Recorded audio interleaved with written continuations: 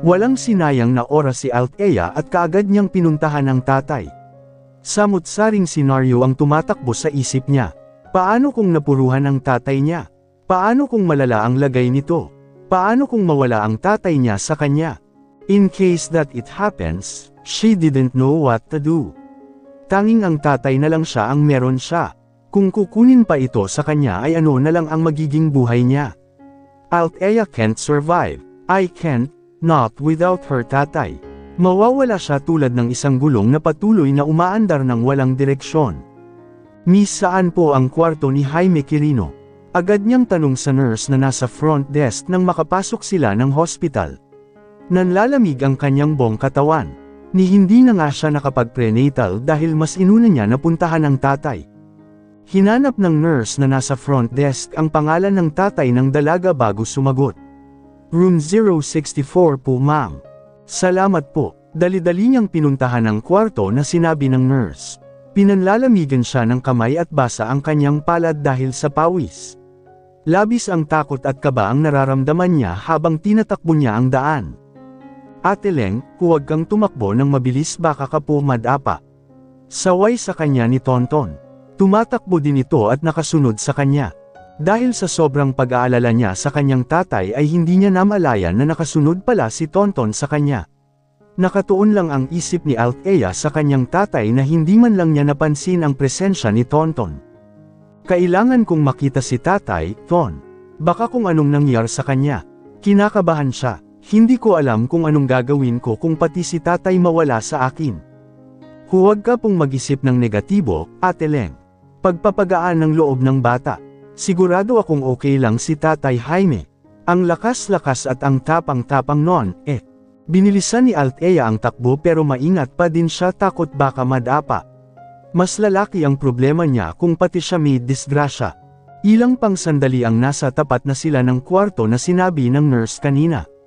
Agad naman nawala at napawi ang kaba at takot na nararamdaman niya kanina nang marinig ang boses ng tatay na masayang nakikipag-usap sa kung sino man ang kasama nito sa loob. Pinapagalitan nga ako noon Iyon ang nadinig niya sa ama. Wala siyang alam kung sino ang tinutukoy nito pero dinig sa boses nito ang galit habang nagsasalita. Ang estrikta palagi. Si Tonton lang ang kaibigan ng anak ko na yun dahil sobrang prangka kung magsalita. Napaka-moldita. Napaka-Amazona, nagmana kasi sa nanay kaya palaban ang ugali. Her tatay paused, pero mahal ko ang anak ko na yun. Althea heard someone inside the room chuckled, I know someone like her, too. Feisty and stubborn woman, parang naghahaman palagi ng away. I hope your daughter will not found this. I'm sure you'll be scolded by her. Naku, sir, sana nga hindi malaman ng anak ko ang nangyari sa akin ngayon. Malamang sa malamang na isang sakong sermon aabutin ko. Her tatay said, buntis pa naman iyon at bawal na stress. Tiyak akong mag-aalala sa akin yun. Hindi muna pumasok sa loob si Althea at mataman lang na nakinig. At least ngayon alam niyang ligtas at okay ang kanyang tatay. Sure na kayong hindi kayo magpapa-admit dito. Kailangan niyo pa hong ipahinga ang binti niyo. Saad ng kausap ng tatay niya. The voice was familiar to her. Althea thinks deeply, where did she heard that man's voice? Parang narinig niya na yun sa kung saan pero hindi niya lang maalala. Parang narinig na talaga niya ang boses na iyon. Nako, hindi na po, sir. Dagdag gastos lang po iyon. Kailangan ko pa kasing mag-ipon para sa panganganak ng anak ko. Ako naman ang gagastos para sa hospital bills. Hindi na po, sir.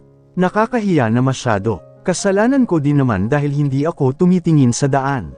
Magalang natanggi ng kanyang ama say boss nito. Sigurado ho kayo. The man's voice was calm and formal. Malumanay ito pero rinig mo ang maautoridad sa boses nito. Opo sir, salamat po. Althea heard a faint sound of moving chair. Hula niya tumayo ito sa pagkakaupo. Wait for me here. I will just pay the bill and we're leaving. Salamat po ng marami, sir. When Althea heard a footsteps, she unconsciously turned her back from the door.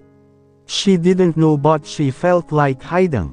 Kaya naman tumalikod sa pintuan at umupo sa may upuan sa katinabyunan ang kanyang mukha. Tonton gave her a confused look. Hinila ng dalaga ang bata na nagtatakang nakatingin sa kanya at itinago niya ang mukha sa likod nito. Althea heard the open and closing sound of door. Doon niya lang inangat ang ulo nang maramdaman niyang nakalayo na ang lalaki na kausap kanina ng ama. Tiningnan muna ni Althea ng papalayong balto ng lalaki. She could see the broad shoulders of the man. One look and everyone could see that the man was a gym type of guy. Muscles on the right places. Bulky body. Matangkad din ito. At sobrang bango. Kahit malayo na ito sa pwesto nila, amoy niya pa din ang pabango nitong panlalaki pero hindi masakit sa ilong. Bakit ka ba nagtago, Ate Leng? Kilala mo po ba iyon? Boses iyon ni Tonton na nagpapukaw sa kanya.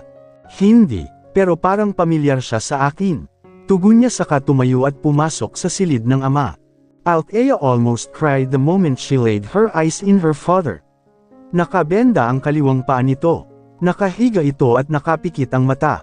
Tatay, naiyak na tawag niya sa ama. Mahina din ang boses niya pero sapat na iyon para marinig ng ama. Gulat naman siyang tiningnan ng ama at dali-daling umupo sa higaan. Bakit ka nandito? Tapos na ba ang prenatal check-up mo? Althea threw herself at her tatay who hugged her immediately. Umiling siya. Hindi pa po. Umalis ako kaagad kasi sinabi ni Kuya Jun na isinugod ka daw sa hospital. Althea body trembles. Natakot ako kanina kaya umalis ako kaagad. Takot ako, Tay. Akala ko kung ano na ang nangyari sa'yo. Natapon ko pa ang taho ko kanina. Ang sarap pa naman. Natawa ng mahina si Jaime dahil sa huling sinabi ng anak. Hinahagod nito ang likod ng anak na nakayap sa kanya. Hindi naman malala ang binti ko. Huwag ka nang mag-alala dyan. Ayos lang ang tatay. Payakap na lang muna ako, Tay. Talagang natakot ako kanina. Ramdam ni Jaime ang panginginig ng anak. Kaya hinayaan na lang muna niyang yakapin siya nito. Kahit padalaga na ang anak ay talagang malambing ito sa kanya. Papa's girl kasi ito. Pasensya ka na kung natakot ka ni tatay. Bibilhan na lang kita mamaya ng taho pag uwi natin. Aasikasuhin lang daw ni boss ang bills at uuwi na tayo. Ayokong magtagal dito baka lumaki pa ang bayarin. Sigurado ka po bang maayos na ang binti mo, Tay? Nag-aalala na tanong ng dalaga. Maayos na ako, kaya ko pa naman maglakad. Kunting pahinga lang nito at magiging okay na. Tumungo lang si Althea. Suddenly, she feels sleepy. The room where her tatay was staying is a private one. Halata iyon sa kwarto palang kaya naman nakaramdam siya ng antok. Ang sarap kasi ng hangin. Malamig dahil sa aircon. Napahikab naman ang dalaga at napansin iyon ng kanyang ama. Ikaw muna ang humiga dito. Umidlip ka muna mukhang inaantok ka na naman. Gigisingan na lang kita pagdating ng boss ko. Umiling siya. Nakakahiya sa boss mo baka kung anong isipin. Mukhang private room pa naman ang kinuha niya para sa'yo, Tay. Ganon talaga si boss. Sobrang maalalahanin. Hindi naman grabe ang binti ko pero pina-hospital pa talaga ako. Ano ba ang nangyari sa'yo, Tay? Ano ba ang ginagawa mo? Iginaya ni Jaime ang anak para pahigain pansamantala sa higaan. Kanina doon sa site ay may nagbenta ng bibingka. Naisip ko na baka gusto mo kaya hinabol ko yung nagbebenta. Tapos sakto kama na pa-atras ang kotse ni boss kaya ayon nasalpok ako. Hindi tuloy ako nakabili ng bibingka. Ingat po sa susunod, Tay. Paalala niya ng dalaga sa ama. Opo, ma'am. Pabiro naman na tugon ng ama.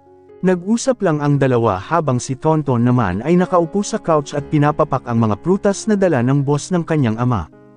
Althea must thank her tatawise boss for taking care and bringing her tatay to hospital. Mabait siguro talaga ang boss ng kanyang ama. Kaya kailangan niya itong pasalamatan ng lubos. Siguro lulutuan na lang niya ito ng ulam bukas pasasalamat dahil sa kabutihan nito. Tatay Jaime, pwede ko po bang dalhin itong ibang prutas po? Tanong ni Tonton habang hawak ang basket na puno ng prutas. Masarap po kasi tapos wala naman ibang kakain nito dito. Masasayang lang kung liwan. Ngumiti ang matanda, tatanungin natin si boss. Pero tiyak na papayag yun. Tugon nito.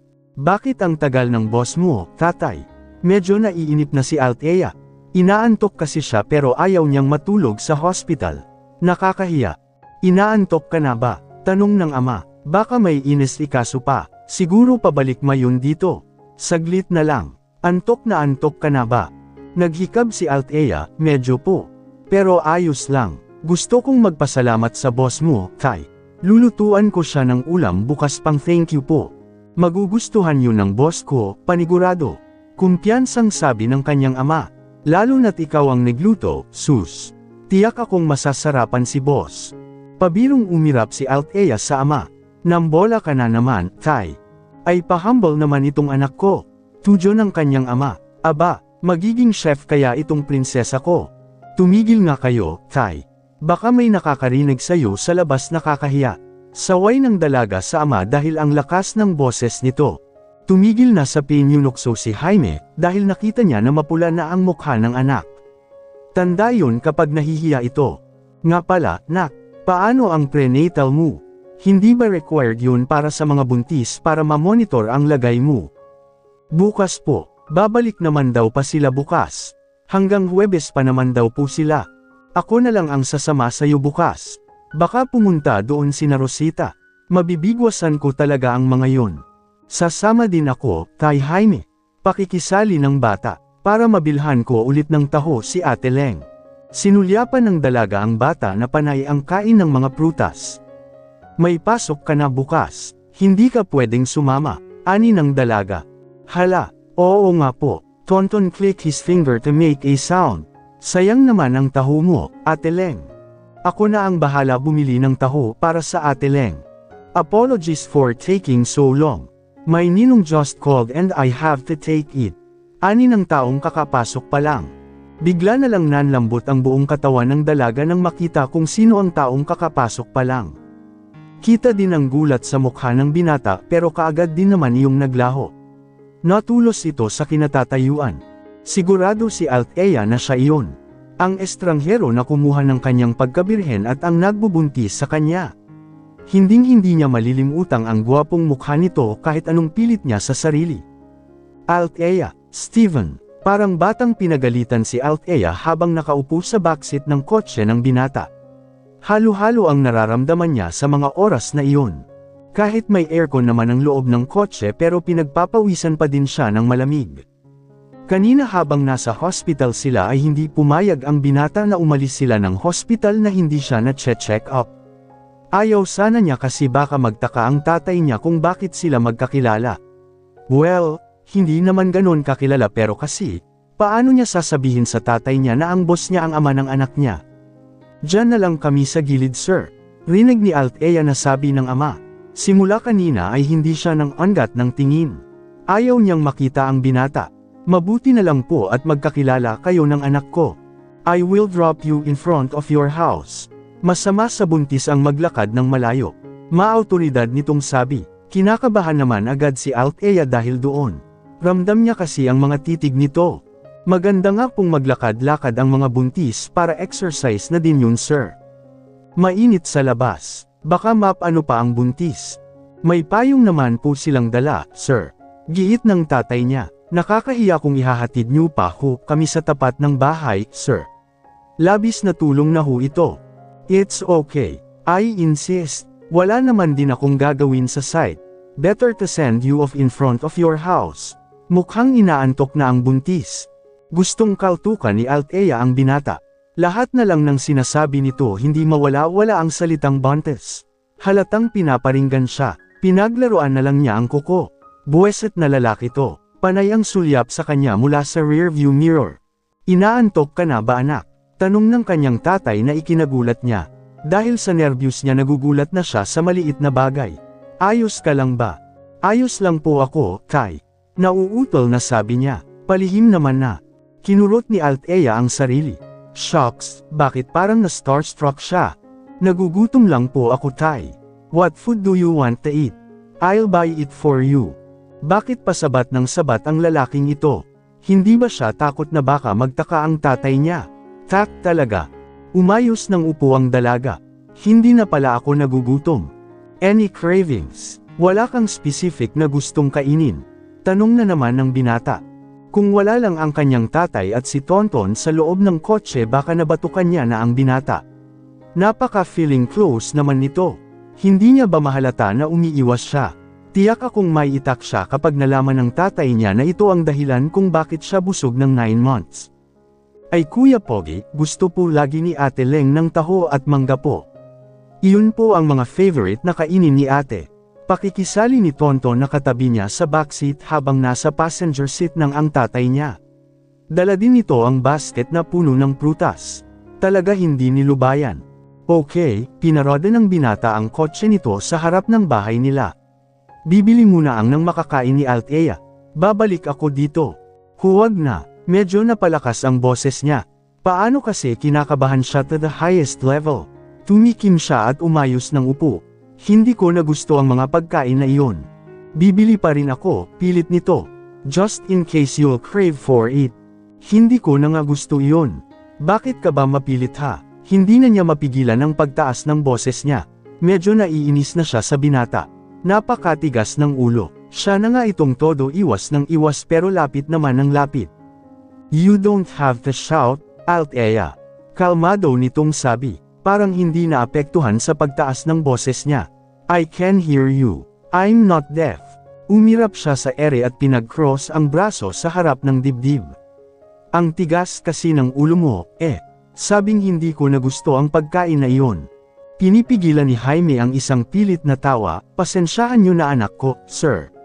Ganyan talaga yan. Paiba-iba ang mood kasi buntis. It's fine with me. I can handle her. Bumaba sa kotse ang binata saka pinagbuksan niya ng pintuan. Lumabas naman siya pati na rin ang tatay at si Tonton. Halos naman lumuwa ang mga mata ng mga Marites gang na nakatambay na naman sa harap ng tindahan ni Ate Linda. Salamat sa paghatid sir. Matabang at mat-array na sabi niya. Ramdam na ramdam ang sarcasm sa boses niya, pero parang hindi naman naapektuhan si Steven. You're welcome, feisty little dwarf. Amusement can be heard from his voice. Althea make her face strict. Tinarayan na naman niya ang binata pero parang walang epekto dito ang pagtataray niya. Little dwarf ka dyan, tadyakan kaya kita. Ang pandak pero ang sanggit. Nagpintig naman ang tenga niya dahil sa narinig. Anong sabi mo? Hinila naman kaagad siya ng tatay niya palayo sa boss nito. Kinakabahan pa nga ang tatay niya. Huwag mong ang sanjitan si sir, baka matanggal ako sa trabaho. Pabulong na pangaral ng tatay niya sa kanya bago nito sinulyapan ang binata. Salamat po ulit sa paghatid, sir. Don't mention it. Yabang. Aniya saka tinalikuran ang dalawa. Una siyang pumasok sa bahay nila at umupo sa upuan na kawayan sa sala nila. In a very unknown reason, Althea felt a sudden longing of something. Nakaramdam siya ng pangungulila sa hindi mawaring kadahilanan. Hindi na kanya ito naramdaman kanina. Parang may kulang. She felt unsafe. Ate Leng, bakit ang sanggit mo kay Kuya Pogi? Ikaw na nga lang itong binibilan ng pagkain ayaw mo pa. Attitude mo talaga te. Gustong kurutin ng Althea ang singit ng bata. Napakadaldal talaga. Ikaw kasi. Kung hindi ka sumabat kanina edi sana hindi nagpupumilit yun na bilhan ako ng pagkain. Daldal mo talagang bata ka kahit kailan Tonton make face. Sus, arte mo lang talaga. Hindi niya napinansin ang bata bagkus ay tinungo niya ang kanyang silid. Ito na naman, parang nalulungkot na naman siya. Parang gusto niya umiyak. Ang hirap talaga maging buntis. Mas lalong nagiging komplikado ang ugali niya. Mas lalong hindi niya maintindihan ang sarili. Humiga siya sa kanyang higaan sa kasinubsob ang mukha nito sa unan she felt sad all of a sudden. May masakit ba sayo, anak? Nag-aalalang tanong ng tatay niya. Nakapasok na pala ito sa kwarto niya nang hindi man lang namamalayan. Nasaan na ang boss mo, Tay? Mahinang boses na tanong niya. Kalis lang. Tugon ng ama. Bakit mo ba sanjitan si sir? Mabait naman yun. Parang bumigat sa dibdib niya bigla na umalis na ang binata. Gusto niya tuloy umiyak. Naiinis ako sa kanya, sigaw niya. Bakit ka naman naiinis kay sir, ang bait nga noon. Siya na nga naghatid sa atin tapos gusto ka pang bilhan ng mga gusto mong pagkain. Basta, Tay. Naiinis ako sa kanya, bakit ka ba kasi naiinis? Bakit nga ba siya naiinis? Hindi niya alam, basta naiinis lang siya. Kasi mapilit siya, sabing hindi ko gusto ng taho at mangga. Umupo siya sa kasinulyapan ng amang nakasandal sa hamba ng pinto. Hindi ko na favorite ang mga yon. Natatawa naman ang kanyang tatay sa kanya. Pero hindi lang nito pinapahalata. Sure kang ayaw mo na ng taho at mangga. Natigilan naman ang dalaga dahil doon sa tinatanong ang sarili. Ayaw ko na ba ng taho at mangga? Let go ko na ba sila? Gusto, mahinang boses na saad niya dahilan para matawa ang kanyang tatay. Huwag kayong tumawa dyan, Tay. Baka minas na naman ako. Hindi naman tumigil ang tatay niya sa paghalakolik. Ang hirap mo talagang spelling in. Tiyak akong kawawa ang magiging asawa mo kung sakali. Huling sabi nito bago lumabas ng kwarto. Napaisip naman siya dahil sa sinabi ng kanyang tatay. Kaya akong intindihin ni Steven. Natigil naman siya dahil sa naisip. Bakit si Steven agad ang pumasok sa isip niya? Pero single naman si Steven, di ba? Tanong niya sa sarili. Wait, single ba siya? Mukhang single naman siya, pero sa gwapong niyang yun wala siyang girlfriend man lang o asawa. Althea, then again, felt annoyed with the thought of Steven having a girlfriend or wife. Dapat wala siyang jowa, dapat single lang siya, magkakaanak na nga sila, Teka, bakit ba ako naiinis? Wala naman akong paki doon, Kausap ni Althea ang sarili. Parang nasisira na siya ng bait at kasalanan iyon ng binata. Hindi siya nagkakaganito kung hindi lang sumulpot na parang kabute ang binata. Her peaceful life became chaotic now. But this thought came into her mind. Ano kaya ang mangyayari kung malaman ni Steven na ito ang ama ng batang nasa sinapupunan niya? Would he accept the baby? Papanagutan kaya niya ako? Aakuin niya ba ang responsibilidad? 4 na buwan rin bago sila magkita ulit simula noong huling pagkikita nila. It's not impossible if Steven has already someone else. Hinaplos naman siya ang tiyan sa kahumiga. Kikilalanin ka kaya ng daddy mo, baby. Magugustuhan ka ba niya? Sana oo. She's having an internal battle with herself. Ang kaninang inis ay napawi at napalitan iyon ng pagkabahala. Sigurado siya na may kutob ang binata sa pinagbubuntis niya. Panay kasi ang titig nito sa kanya kanina nang nasa hospital pa lang sila habang chine-check siya ng OB. Madami rin ang tanong nito kanina. Mga bawal at pwede na pagkain sa buntis. Mga dapat at hindi dapat gawin ng isang buntis. Nagmistulan na itong asawa niya dahil sa sobrang daming tanong. With so much in her mind, Althea didn't notice she falls asleep. Dahil sa samot-saring senaryo ang tumatakbo sa isip niya ay nakatulog na lang siya. Nagising na lang siya na parang may humahaplos sa pisngi niya. Sa pag-aakala niya si Tonton lang ito kaya iniusog niya ang katawan papalapit dito at yamakap nang hindi man lang dinidilat ang mata. Althea actually felt safe the moment she hugged Tonton. Inamoy na pa ito at hinalik-halikan tulad ng palagi nitong ginagawa sa bata. Bakit ang bango mo ngayon, Ton? She asked in sleepy voice. Ang sarap ng amoy mo. Nakakagigil. Tonton chuckled. Really, do I smell that good? Althea snuggled closer. Oo. Sobrang bango mo, Ton. Pahingi ako ng pabangumuha gising lang ang diwa ni Althea pero inaantok pa talaga siya. Sige, bibigyan kita pagbalik ko dito. Bakit ka ba nag-e-English? Nasa Pilipinas tayo. Okay, my bad. Tonton chuckled again. Parang nag-iba ang boses nito pero pinabayaan niya lang. Baka nag-iba lang ang pandinig niya dahil inaantok pa siya. Get up now, feisty dwarf. Your taho and mangga are waiting for you outside. Anong feisty dwarf ka dyan? Natigil siya nang sumagi niya na isip iyon. Si Gerang lang ang tumawag niyon sa kanya. Don't tell me. Dahan-dahan na minulat ni Althea ang mga mata, at halos lumuwa ito nang makita kung sino ang kayakap niya. Anong ginagawa mo dito? Bakit ka nakapasok? Sinong nagsabi na pumasok? Trespassing ka na, Gerang ha. Sunod-sunod nang sabi niya. Fact, bakit ba nandito ang lalaking to? Talagang niyakap ko pa talaga. Don't look at me like I've done something wrong to you. And don't call me Gerang. I'm just 31, feisty dwarf. Tumayo ito mula sa pagkakaupo sa higaan niya. Tatay Jaime, instructed me to wake you up. Nasa baba na ang taho at mangga mo. Medyo natagalan lang ako sa taho kasi wala nang may nagtitinda kasi hapon na. Bumaba ka na habang mainit pa ang taho. It tastes good when it's still warm. At lumabas ito ng kanyang silid. Naiwan naman si Althea na nakaawang ang mga labi. Sino ba ang matinong lalaki ang bibili ng taho sa hapon? Walang iba kundi si Steven lang. Sobrang lakas tuloy ang tibok ng puso niya.